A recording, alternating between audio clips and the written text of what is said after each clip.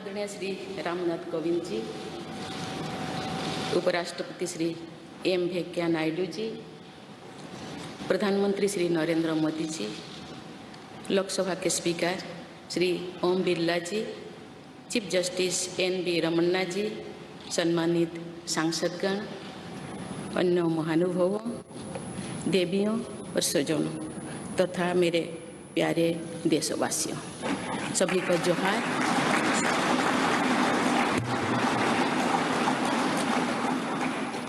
भारत के सर्वोच्च संवैधानिक पद पर निर्वाचित करने के लिए मैं सभी सांसदों और सभी विधानसभा सदस्यों का हार्दिक आभार व्यक्त करती हूँ।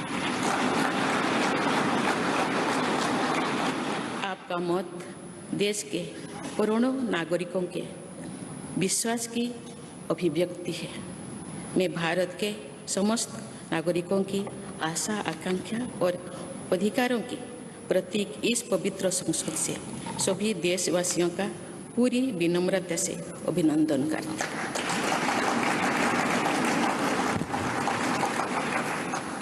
आपकी आत्मीयता, आपका विश्वास और आपका सहयोग मेरे लिए इस नए दायित्व का निभाने में मेरी बहुत बड़ी ताकत रहेगी। मुझे राष्ट्रपति के रूप में देश ने एक ऐसे महत्वपूर्ण कालखंड में चुना है जब हम अपनी आज़ादी का अमृत महोत्सव मना रहे हैं।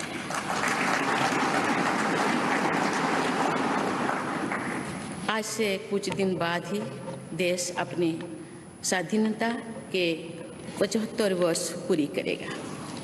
ये भी एक संयोग है कि जब देश अपनी आज़ादी के 50वें वर्ष का पर्व मना रहा था, तभी मेरे राजनीतिक जीवन की शुरुआत हुई थी। और आज आज़ादी के 75वें वर्ष में मुझे ये नया दायित्व मिला है। ऐसे ऐतिहासिक समय में जब भारत अगले 25 वर्षों के विजन को हासिल करने के लिए पूरी ऊर्जा से जुटा हुआ है, मुझे ये जिम्मेदारी मिलना मेरा बहुत बड़ा सौभाग्य है। मैं देश की ऐसी पहली राष्ट्रपति भी हूँ जिसका जन्म आज़ाद भारत में हुआ है। हमारे स्वाधीनता सेनानियों ने आज़ाद हिंदुस्तान के हम नागरिकों से जो अपेक्षाएं की थी, उनकी पूर्ति के लिए इस अमृतकाल में हमें तेज गति से काम करना होगा।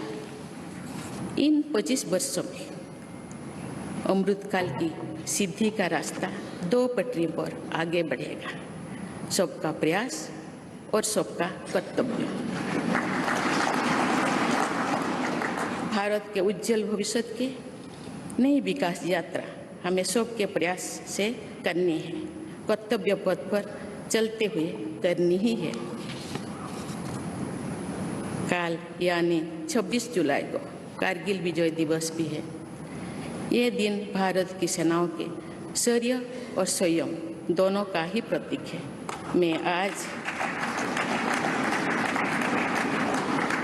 मैं आज देश की सेनाओं को तथा देश के समस्त नागरिकों को कारगिल विजय दिवस की अग्रिम शुभकामनाएं देती हूँ। देवियों और स्वजनों, मैंने अपनी जीवन यात्रा पूर्वी भारत में ओडिशा के एक छोटे से आदिवासी गांव से शुरू की थी। मैं जिस पृष्ठभूमि से आती हूँ, वहाँ मेरे लिए प्रारंभिक शिक्षा प्राप्त करना भी एक सपने जैसा ही था, लेकिन अनेक बाधाओं के बावजूद मेरा संकल्प दृढ़ रहा और मैं कॉलेज जाने वाली अपने गांव की पहली बेटी थी।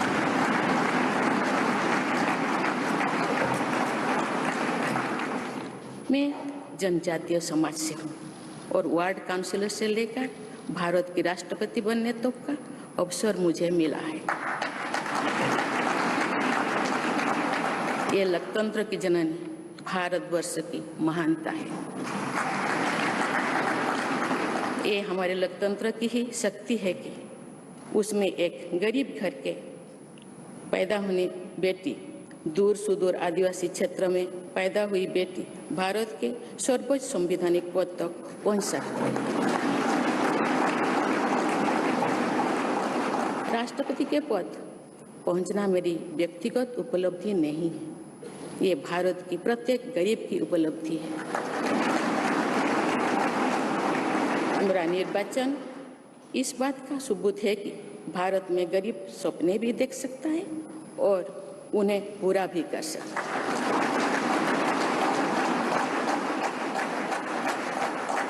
और ये मेरे लिए बहुत संतोष की बात है कि जो सदियों से वंचित रहे, जो जीवन विकास के लाभ से दूर रहे, वे गरीब, दलित, पिछड़े तथा आदिवासी मुझे ये अपना प्रतिबिंब देख सकते हैं। मेरे इस निर्वाचन में देश के गरीब का आशीर्वाद शामिल है। देश की करोड़ों महिलाओं और बेटियों के सपनों और सामर्थ्य की झलक है।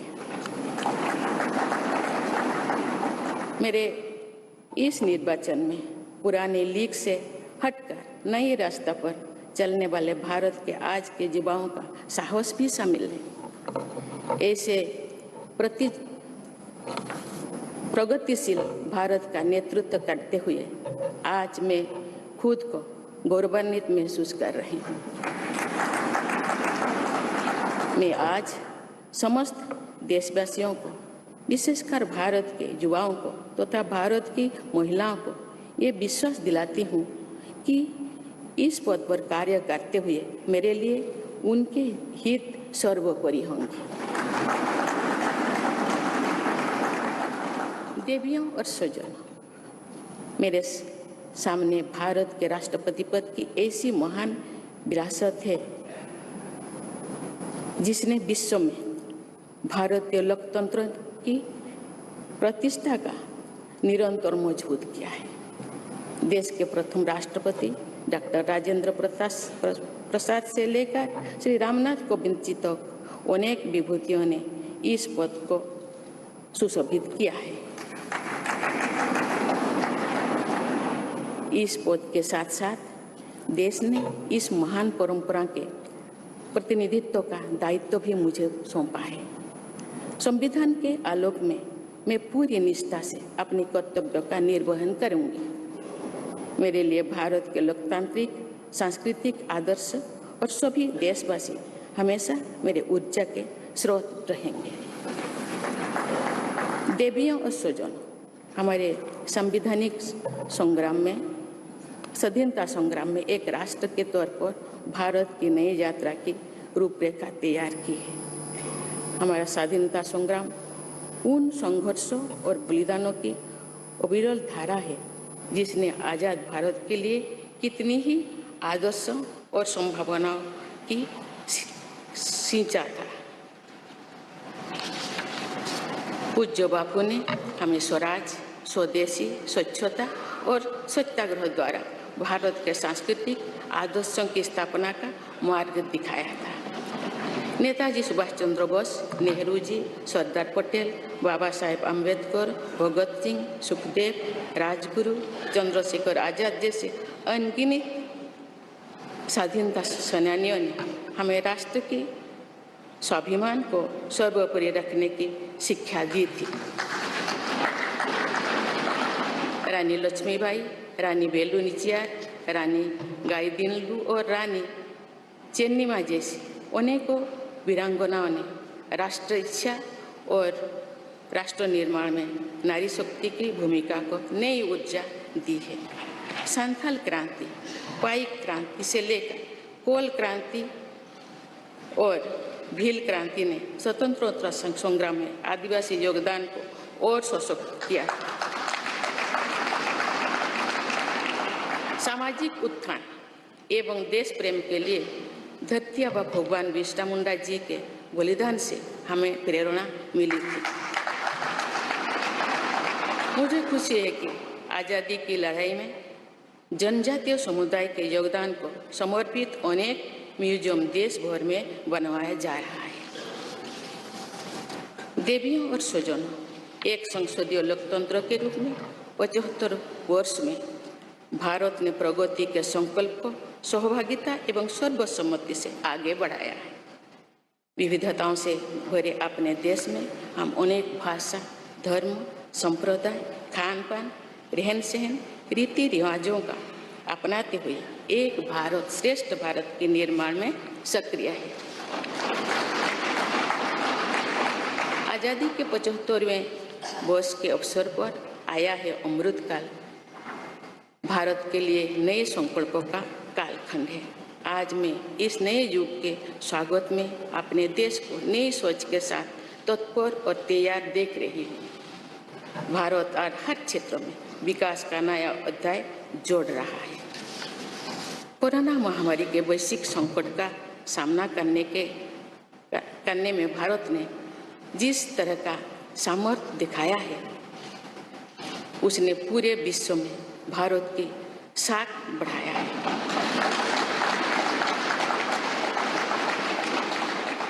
हम हिंदुस्तानियों ने अपने प्रयासों से न सिर्फ इस वैश्विक चुनौती का सामना किया, बल्कि दुनिया के सामने नए मापदंड भी स्थापित की। कुछ दिन पहले भारत ने कोरोना वैक्सीन की 200 करोड़ डोज लगाने का कीर्तिमान बनाया।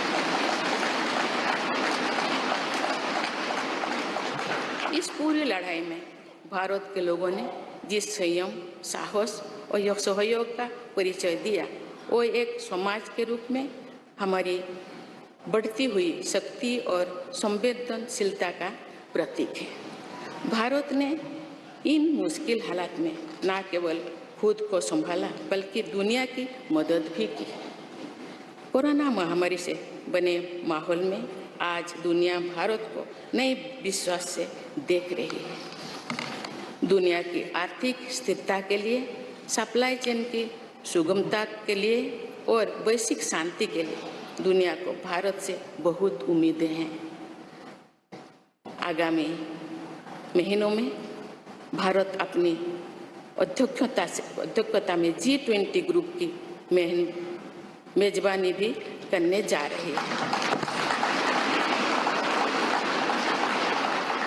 इसमें दुनिया के 20 बड़े देश भारत की अध्यक्षता में वैश्विक विषयों पर मंथन करेंगे। मुझे विश्वास है भारत में होने वाले इस मंथन से जो निष्कर्ष और नीतियां निर्धारित होंगे, उनसे आने वाले दशकों की दिशा तय होगी। देवियों और स्वजनों, दशकों पहले मुझे रायरंगपुर में श्री अरबिंदो इंटीग्रल स्कूल में शिक्षक के रूप में कार्य करने का अवसर मिला था। कुछ ही दिनों के बाद श्री अरबिंदो जी की 150वीं जन्म जयंती मनाई जाएगी। शिक्षा के बारे में श्री अरबिंदो के विचारों ने मुझे निरंतर प्रेरित किया है। जनप्रतिनिधि के रूप में विभिन्न पदों पर कार्य करते हुए और फिर राज्यपाल के रूप में भी मेरा शिक्षण संस्थानों के साथ सक्रिय जुड़ाव रहा है। मैंने देश के युवाओं के उत्साह और आत्मबल को करीब से देखा है। हम सभी के श्रद्धेय अटल जी कहा करते थे कि देश के युवा जब आगे बढ़ते हैं तो वे सिर्फ अपने ही भाग्य नहीं बनाते, बल्कि देश का भी भाग्य बनाते हैं।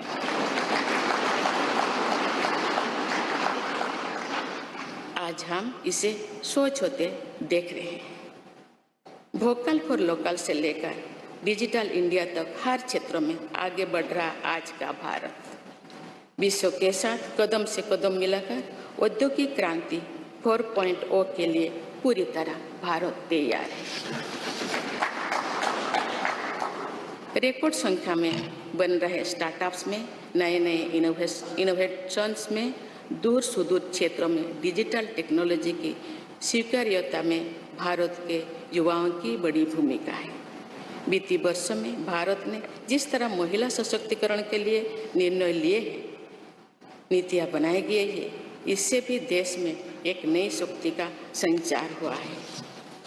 मैं चाहती हूँ कि हमारी सभी बहनें व बेटियां अधिक से अधिक सशक्त हो तथा वे देश के हर क्षेत्रों में अपना योगदान बढ़ाती रहे। मैं अपने देश के युवाओं से कहना चाहती हूँ कि आप न केवल अपने भविष्य का निर्माण कर रहे हैं, बल्कि भविष्य के भारत की नींव भी रख रहे हैं। देश के राष्ट्रपति के तौर पर मेरा हमेशा आपको पूरा सहयोग रहेगा। देवियों और सुजों, विकास और प्रगतिशीलता का अर्थ निरंतर आगे बढ़ना होता है, लेकिन साथ ही अपने अतीत का ज्ञान भी उतना ही आवश्यक है। आज जब विश्व सस्टेनेबल प्लैनेट की बात कर रहे हैं, तो उसमें भारत की प्राचीन परंपराओं, हमारे अतीत की सस्टेनेबल लाइफस्टाइल की भूमिका और बढ़ जाती है। मेरा जन्म तो उस जनजातीय परंपरा से हुआ है जिसने हजारों वर्ष से प्रकृति के साथ तालमेल बनाकर जीवन को आगे बढ़ाया है। मैंने जंगल और जलाशयों के महत्व को अपने जीवन में महसूस किया है। हम प्रकृति से जरूरी संसाधन लेते हैं और उतनी ही श्रद्धा से प्रकृति से सेवा भी करते हैं। यहाँ संवेदनशीलता का आज वैश्विक अनिवार्यता बन गया है। मुझे इस बात की प्रसन्नता है कि भारत पर्यावरण संरक्षण के क्षेत्र में विश्व का मार्गदर्शक बन रहा है। देवियों और स्वजनों, मैंने अपने अब तक के जीवन में जन सेवा में ही जीवन की सार्थकता को अनुभव किया है। श्री जगन्नाथ क्षेत्र के एक प्रख्यात कवि भीम भोई जी की कविता की एक पंक्ति है, मो जीवन पचे नर्क के पड़ी था जगत उद्धार।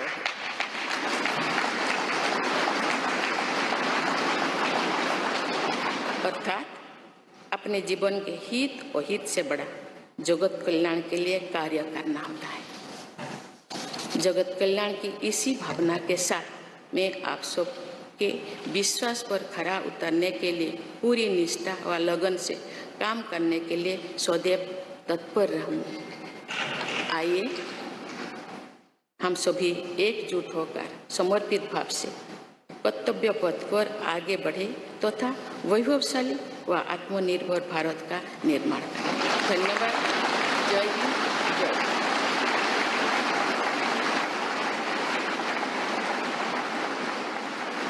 मियां मुराद अली जी खुदा दे घर देर है अंधेर नहीं, हर समस्या दा समाधान। समस्या जिमें लव मैरिज, वशीकरण, किता कराया, लॉटरी नंबर होवे या लोटो मैक्स 649। मेरे और मेरे पति के बीच में बहुत अनबन रहती थी, जिसकी वजह से मैं बहुत सारे तांत्रिकों से मिली, पर मुझे कोई समाधान नहीं मिला। उसके बाद मैं मियां मुराद अली जी से मिली, जिससे कि अब मैं अपने वैवाहिक जीवन में बहुत खुश हूँ। ਪਹਿਲਾਂ ਮੇਰਾ ਲਵ ਮੈਰਿਜ ਨੂੰ ਲੈ ਕੇ ਕੋਈ ਵੀ ਕੰਮ ਨਹੀਂ ਬਣ ਰਿਹਾ ਸੀ, ਬਹੁਤ ਜਗ੍ਹਾ ਤੇ ਧੱਕੇ ਖਾਏ। ਫਿਰ ਬਾਅਦ ਵਿੱਚ ਮੈਨੂੰ ਕਿਸੇ ਨੇ ਮੀਆਂ ਮੁਰਾਦ ਜੀ ਅਲੀ ਬਾਰੇ ਦੱਸਿਆ ਤੇ ਅੱਜ ਦੇਖੋ ਮੈਂ ਆਪਣੇ ਵਿਵਾਹਿਕ ਜੀਵਨ ਦੇ ਵਿੱਚ ਬਹੁਤ ਖੁਸ਼ ਹਾਂ। ਕਾਰੋਬਾਰ ਇੱਕਦਮ ਠੱਪ ਹੋ ਗਿਆ ਸੀ, ਅਸੀਂ ਬੜੇ ਔਖੇ ਹੋ ਗਏ। ਫਿਰ ਸਾਨੂੰ ਕਿਸੇ ਨੇ ਮੀਆਂ ਮੁਹੰਮਦ ਅਲੀ ਜੀ ਬਾਰੇ ਦੱਸਿਆ। ਉਹਨਾਂ ਨੇ ਸਾਡੀ ਸਮੱਸਿਆ ਦਾ ਚੰਗੀ ਤਰ੍ਹਾਂ ਜੜੋਂ ਨਿਪਟਾਰਾ ਕਰ ਦਿੱਤਾ। ਹੁਣ ਅਸੀਂ ਬਹੁਤ ਖੁਸ਼। ਹੁਣੇ ਕਾਲ ਕਰੋ 98 417 18786 97797 24075।